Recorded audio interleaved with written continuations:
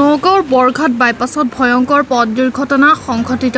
নগাঁৱৰ বৰঘাট বাইপাছত এক ভয়ংকৰ পথ দুৰ্ঘটনা সংঘটিত হয়। উল্লেখ্য যে ধুপাজনৰ নিবাসী বিনোদ দাস নামৰ এজন লোকে বৰঘাটস্থিত পেট্ৰল পাম্পত নিজৰ বাইকখনত তেল ভৰাই বৰঘাট বাইপাছত ওলাই আহোঁতে কোনোবা অচিনাক্ত বাহনে মহতিয়াই থৈ যায়। উল্লেখ্য যে দুৰ্ঘটনাগ্ৰস্ত বাইকখনৰ নম্বৰ AS02T1580 বুলি জানিব পৰা গৈছে। ফলত থিতাতে নিহত হয় বিনোদ দাস নামৰ লোকজন।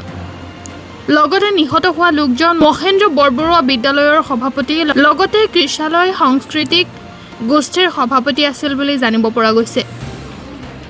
উল্লেখ্য যে উক্ত ঘটনাটি ৰাতিপুৱা প্ৰায় 9 বজাত সংঘটিত হৈছিল যদিও পুৱা প্ৰায় 11 মান বজাত স্থানীয় লোকে প্ৰত্যক্ষ কৰি বৰঘাট আৰক্ষী পহৰা চকীত খবৰ দিয়ে। লগতে বৰঘাট আৰক্ষীয়ে ঘটনাস্থলীত উপস্থিত হৈ নিহত হোৱা লোকজনক মৰণোত্তৰ পৰীক্ষাৰ বাবে নগাঁও ভোগেশ্বৰী ফুকননী অসামৰিক চিকিৎসালয়লৈ প্ৰেৰণ কৰে।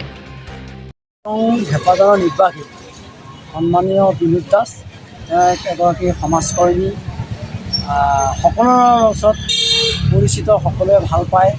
মহেন্দ্ৰ বৰুৱা প্ৰাথমিক বিদ্যালয়ৰ সভাপতি, কৃষালয় সাংস্কৃতিক গোষ্ঠীৰো সভাপতি। তেখেতৰ আজি প্ৰায় 9 মান বজাৰ হ'ব নেকি, এনে সময়তে বাইপাছত পেট্ৰল পাম্পত তেল ভৰাই ওলাই আহোঁতে এখন গাড়ীয়ে খুন্দিয়াইছে বুলি আমি গম পাইছোঁ। লগে লগে তেওঁৰ মৃত্যুবৰণ হৈছে। তেখেতৰ মৃত্যুত আজি সমগ্ৰ নগাঁও চহৰ শোকচা কৰিছে। তেখেতৰ আত্মাৰ সদ্গতি আমি কামনা কৰিলোঁ।